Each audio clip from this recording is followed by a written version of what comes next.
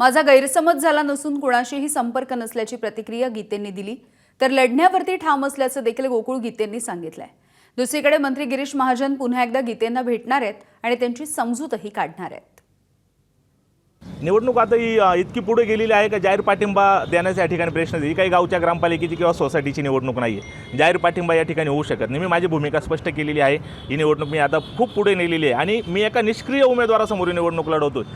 तो उमेदवार जर क्रियाशील असता तर मी नक्कीच त्या ठिकाणी त्यांच्या शब्दाला मान दिला असता। शेवटी काय झालं तरी ते दोघे महाराष्ट्रातील वरिष्ठ मंत्री आहे आणि मला नक्कीच आनंद झाला असता त्या ठिकाणी त्यांच्या शब्दाला मान देण्याचा। आणि मी सांगतो त्या निष्क्रिय उमेदवारासाठी इतकी का माझ्यावर त्या ठिकाणी दबाव आणला जातो मला कळत नाही।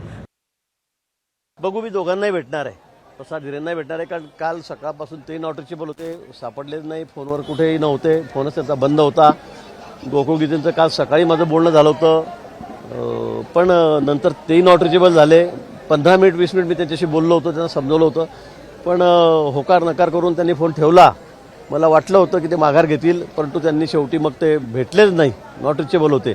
आज मी देखील दोघांना या ठिकाणी भेटणार आहे आणि त्यांना पुन्हा सांगणार आहे की आपण दोघांनी जाहीर माघार घ्यावी।